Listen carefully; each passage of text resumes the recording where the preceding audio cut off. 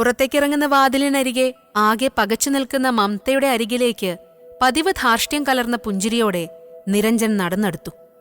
അവന്റെ ഉറച്ച ഓരോ ചുവടുവയ്പും മമതയുടെ ഹൃദയത്തിലാണ് പ്രതിഫലിച്ചത്. ഇത്ര ചെറുപ്രായത്തിൽ ലോകം മുഴുവൻ അറിയപ്പെടുന്ന ബിസിനസ് ഐക്കണായതിന്റെ അഹങ്കാരം അവന്റെ ഓരോ ചലനങ്ങളിലും പ്രകടമായിരുന്നു.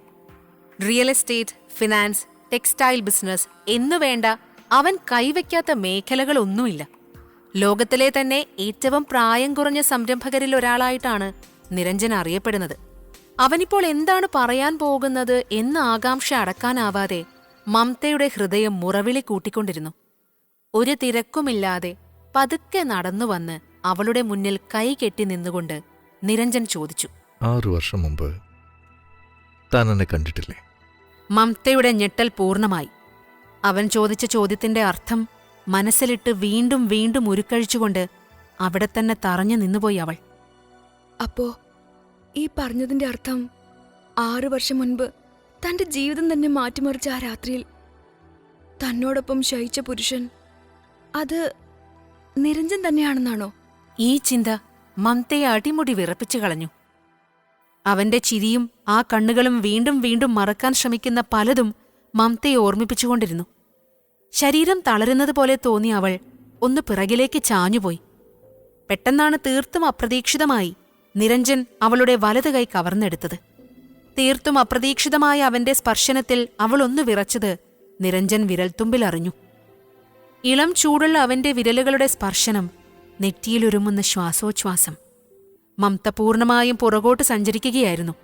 തളർന്ന മിഴികൾ ഉയർത്തി അവന്റെ കണ്ണുകളിലേക്ക് നോക്കി അവൾ ആ മിഴികളിലെ തീക്ഷ്ണത തിരിച്ചറിഞ്ഞതോടെ വീണ്ടും പുറകിലേക്ക് നീങ്ങി നിന്നു.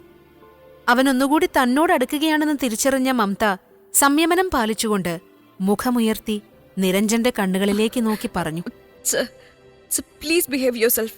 താക്കീതുപോലെ പറഞ്ഞുകൊണ്ട് തന്റെ കണ്ണിലേക്ക് മൂർച്ചയോടെ നോക്കുന്ന അവളുടെ സംസാരത്തിൽ ശാന്തതയാണ് തെളിഞ്ഞു നിന്നതെങ്കിലും അതിനു പുറകിലെ അസഹ്യത നിരഞ്ജന് മനസ്സിലാകുന്നുണ്ടായിരുന്നു. പക്ഷേ പതിവ് പുച്ഛം നിറഞ്ഞ ചിരിയോടെ അവളെ നോക്കി അങ്ങനെ തന്നെ നിൽക്കുകയായിരുന്നു നിരഞ്ജൻ. അവന്റെ കണ്ണുകൾ തീർത്തും അലസമായി തന്റെ കൈയിലെ വാച്ചിനെ തഴുകുന്നത് മമത ശ്രദ്ധിക്കുന്നുണ്ടായിരുന്നു. മെലിഞ്ഞു വെളുത്ത അവളുടെ മനോഹരമായ കൈത്തണ്ടയുമായി യാതൊരു വിധത്തിലും പൊരുത്തപ്പെടാത്ത ഒരു പുരുഷന്റെ വാച്ചായിരുന്നു അത്. അതിൽ തന്നെ ശ്രദ്ധിച്ചു നോക്കിക്കൊണ്ട് നിരഞ്ജൻ പതുക്കെ മന്ത്രിച്ചു, 6 വർഷം മുമ്പ് യൂണിവേഴ്സിറ്റി എക്സാം നടന്ന ദിവസം താൻ എന്നോട് സമയം ചോദിച്ചിരുന്നു. അവൻ പറയുന്നത് കേട്ട് മമത ഒരു ഞെട്ടലോടെ പകച്ചു നിന്നുപോയി. ശരിയാണ്, 6 വർഷം മുൻപ് അവളുടെ യൂണിവേഴ്സിറ്റി എക്സാം നടന്ന ദിവസം അവളുടെ ഇലക്ട്രോണിക് വാച്ച് മനഃപൂർവ്വം അന്ന് രാവിലെ അനുജത്തി വീട്ടിലെ കളത്തിലേക്ക് എറിഞ്ഞു കളഞ്ഞു. കണ്ണീരോടെ വീട്ടിൽ നിന്നിറങ്ങി അവൾ അന്ന് ഹാൾ ടിക്കറ്റ് എടുക്കാൻ മറന്നുപോയി. ഒടുവിൽ വീട്ടിലേക്ക് തിരിച്ചുപോയി ഹാൾ ടിക്കറ്റ് എടുത്തു വന്ന് കോളേജിന്റെ ഗേറ്റ് കടക്കുമ്പോഴാണ് ഗേറ്റിനരികിൽ നിർത്തിയിട്ട ഒരു ആഡംബര കാറിലേക്ക് ആരോ കയറുന്നത് കണ്ടത്. സമയം വൈകിയോ എന്നറിയാനുള്ള വെപ്രാളം കൊണ്ട് മറ്റൊന്നും ചിന്തിക്കാതെ അയാളോട് സമയം എത്രയായി എന്നവൾ വിളിച്ചു ചോദിച്ചപ്പോൾ സ്വന്തം കൈയിലെ വാച്ച് അഴിച്ച് അവളുടെ കൈയിലേക്ക് വെച്ച് അയാൾ കാറിൽ കയറി പോവുകയാണുണ്ടായത്. അതൊരാഡംബര വാച്ചാണെന്ന് പിന്നീടാണ് അവൾ ശ്രദ്ധിച്ചത്. തിരിച്ചു കൊടുക്കാൻ വേണ്ടി കുറച്ചു ദൂരം ചെന്ന് നോക്കിയെങ്കിലും കാർ കണ്ണിൽ നിന്നും മറഞ്ഞു കഴിഞ്ഞിരുന്നു. നല്ല ഉയരവും അതിനൊത്ത ശരീരവുമുള്ള ഒരാളായിരുന്നു അത് എന്നവൾക്ക് ഇപ്പോഴും ഓർമ്മയുണ്ട്. നന്നായി മദ്യപിച്ച ഒരാളെപ്പോലെ കുഴഞ്ഞിരുന്നു അയാളുടെ ചലനങ്ങൾ. അതുകൊണ്ടാവാം തന്നെ തിരിഞ്ഞു നോക്കാതെ അയാൾ തിരക്കിട്ട് പോയത്. പക്ഷെ ഇപ്പോഴാണ് അന്ന് ആ വാച്ച് സമ്മാനിച്ചത് നിരഞ്ജൻ തന്നെയായിരുന്നു എന്ന സത്യം അവൾ തിരിച്ചറിഞ്ഞത്. അന്നത്തെ എക്സാം അവൾക്ക് വളരെ എളുപ്പമായതുകൊണ്ട് തന്നെ ആ വാച്ച് തന്റെ രാശിയാണ് എന്നൊരു വിശ്വാസം അവളിൽ തനിയെ വന്നു ചേർന്നു. ആ വാച്ചിന് പിറകിലെ NV എന്ന അക്ഷരത്തിന്റെ ഫുൾ ഫോം നിരഞ്ജൻ വർമ്മ എന്നാണ്. പുഞ്ചിരിയോടെ അവൻ പറയുന്നത് ഒരു സ്വപ്നത്തിൽ എന്ന പോലെ അവൾ കേട്ടുനിന്നു. നിമിഷങ്ങൾക്കകം സ്വബോധം തിരിച്ചു കിട്ടിയ അവൾ തിടുക്കത്തിൽ വാച്ചഴിച്ച് അവന് നേർക്ക് നീട്ടിക്കൊണ്ട് പറഞ്ഞു, സോറി സർ, ഇത് വളരെ വിലപിടിപ്പുള്ള വാച്ചാണെന്ന് തിരിച്ചറിഞ്ഞ അന്ന് മുതൽ ഞാൻ എവിടെയെങ്കിലും വെച്ച് സാറിനെ കാണാൻ കഴിഞ്ഞെങ്കിൽ ഇത് തിരിച്ചു തരാമായിരുന്നു എന്ന് ആലോചിക്കാറുണ്ട്. കയ്യിൽ കെട്ടിയ വാച്ചഴിച്ച് തനിക്ക് നേർക്ക് നീട്ടിപ്പിടിച്ചു നിൽക്കുന്ന മമതയെ കാണുമ്പോൾ നിരഞ്ജന്റെ കണ്ണുകളിൽ കോപം തിങ്ങി നിറയുന്നത് അവളൊരു പരുങ്ങലോടെ കണ്ടുനിന്നു. അതൊരു സമ്മാനമാണ്, ഔദാര്യമല്ല. താൻ എന്നോട് കടം വാങ്ങിയതുമല്ല. അവന്റെ വാക്കുകളിലെ മൂർച്ചയും സംസാരത്തിലെ താക്കീതും അവൾക്ക് തിരിച്ചറിയാൻ കഴിയുന്നുണ്ടായിരുന്നു. അവനോട് എന്തോ മറുപടി പറയാനായി മമത തയ്യാറാവുമ്പോഴാണ് അവളുടെ ഫോൺ റിങ് ചെയ്യുന്നത്. Excuse me sir.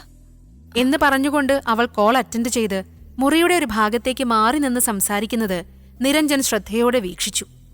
കുറച്ചു സമയത്തെ അടക്കിപ്പിടിച്ച സംസാരങ്ങൾക്ക് ശേഷം അവൾ അയാൾക്കരികിലേക്ക് വന്നുകൊണ്ട് പറഞ്ഞു, സോറി സർ, ഈ ഒരു ലക്കി വാച്ച് എനിക്ക് നൽകിയതിന് പകരമായിട്ട് താങ്കൾക്കൊരു ഡിന്നർ നൽകണമെന്ന് എനിക്ക് ആഗ്രഹമുണ്ടായിരുന്നു. അതുകൊണ്ടെന്താ? ഇത് ഡിന്നർ ടൈമാണല്ലോ. അതല്ല സർ, എനിക്കിന്ന് മറ്റൊരു അപ്പോയിൻമെൻ്റ് ഉണ്ട്. എൻ്റെ വുഡ് ബി അഭിരാം എന്നെ കാണാൻ അടുത്ത സ്ട്രീറ്റിലെ ടുഗദർ കോഫി ഷോപ്പിൽ വെയിറ്റ് ചെയ്യാണ്. മമ്മിയാ വിളിച്ചത്, എത്രയും പെട്ടെന്ന് അദ്ദേഹത്തോടൊപ്പം ജോയിൻ ചെയ്യാൻ പറഞ്ഞിട്ട്. അവരെല്ലാവരും അവിടെ എന്നെയും കാത്തിരിക്കുന്നുണ്ട്. നിരഞ്ജന്റെ പൂച്ചക്കണ്ണുകൾ ആലോചനയോടെ ഒന്ന് ചിമ്മി അടഞ്ഞു. Oh, dating. Okay okay. Shall I join with you? നിരഞ്ജന്റെ ചോദ്യം കേട്ട് എന്താണ് മറുപടി പറയുക എന്നറിയാതെ മമത അവന്റെ മുഖത്തേക്ക് നോക്കി അങ്ങനെ തന്നെ നിന്നു. Don't worry, just friendly visit. വെറുമൊരു ഈവന്റ് മാനേജ്മെന്റ് സ്റ്റാഫായ തന്റെ കാര്യത്തിൽ അവൻ എന്തിനാണ് ഇത്ര താല്പര്യം പ്രകടിപ്പിക്കുന്നത് എന്ന് അവൾക്ക് മനസ്സിലായില്ല. പക്ഷെ ഈ ഒരു കാര്യത്തിൽ അവനോട് മുഷിച്ചിലുണ്ടാക്കാൻ അവൾക്ക് ധൈര്യവും ഉണ്ടായിരുന്നില്ല. അതുകൊണ്ട് തന്നെ സമ്മതഭാവത്തിൽ അവനെ ഒന്ന് നോക്കിക്കൊണ്ട് മമത പുറത്തേക്ക് നടന്നു. ടുഗദർ കോഫീസിലേക്ക് അവൾ ചെന്ന് കയറുമ്പോൾ സൂസൻ അവളെയും കാത്ത് വാതിൽക്കൽ തന്നെ ഉണ്ടായിരുന്നു. അവളെ കണ്ടപ്പോൾ ചുണ്ടുകളിൽ വിരിഞ്ഞ പുച്ഛം നിറഞ്ഞൊരു ചിരിയോടെ അനഘ മുന്നോട്ടു വന്ന് മമതയുടെ കൈ പിടിച്ചുകൊണ്ട് പറഞ്ഞു, ഞാനവനെ കണ്ടു, നിന്റെ പ്രതിശ്രുത വരനെ. അവൻ വളരെയേറെ സുമുഖനും സുന്ദരനുമാണ്. അതുമാത്രമല്ല, അവന്റെ മരിച്ചുപോയ ഭാര്യയെ അവൻ ഇപ്പോഴും ഒരുപാട് സ്നേഹിക്കുന്നുണ്ടത്രേ. ഇതിൽ പരം നിങ്ങൾ തമ്മിൽ മറ്റൊരു ചേർച്ചയുണ്ടോ? ഒന്നും പറയാതെ വാതിൽക്കൽ നിന്നും അകത്തേക്ക് കടക്കുന്നതിനിടയിൽ മമതയുടെ കണ്ണുകൾ നിരഞ്ജനെ തേടി. കുറച്ചപ്പുറത്ത് മാറി ആരോടോ ഫോണിൽ തിരക്കിട്ട സംസാരത്തിലാണവൻ. ഒരു നെടുവീർപ്പോടെ അകത്തേക്ക് കടക്കുന്ന അവളുടെ കൂടെ തന്നെ നടന്നുകൊണ്ട് അനഘ വീണ്ടും പറഞ്ഞു, ഇനിയിപ്പോ എത്രയും പെട്ടെന്ന് വിവാഹം ഉണ്ടാകുമല്ലോ. എന്റെ വിവാഹത്തിന് പുതിയ ഭർത്താവിനെയും പഴയ മക്കളെയും കൊണ്ടുവരണം കേട്ടോ. അവളുടെ വാക്കുകളിൽ ഒളിഞ്ഞിരിക്കുന്ന വെറുപ്പും പരിഹാസവും മറ്റാർക്കും തിരിച്ചറിയാൻ കഴിഞ്ഞില്ലെങ്കിലും മമതയ്ക്ക് തിരിച്ചറിയാമായിരുന്നു. ഒരക്ഷരം പോലും മറുപടി കൊടുക്കാതെ മമത ഗ്ലാസ് ഡോർ തുറന്ന് അകത്തേക്ക് കയറിപ്പോയി. അതിനകത്ത് തന്നെ കാത്തിരിക്കുന്ന ഏറ്റവും വേദനിപ്പിക്കുന്ന നിമിഷങ്ങളെക്കുറിച്ച് മാത്രമായിരുന്നു അപ്പോൾ അവൾ ചിന്തിച്ചത്. ഇപ്പോൾ തന്നെ ആപ്പ് ഇൻസ്റ്റാൾ ചെയ്യൂ. ഫ്രീ ട്രയലിലൂടെ ഇത്തരം കൂടുതൽ കഥകൾ ഫ്രീ ആയി കേട്ട് ആസ്വദിക്കൂ.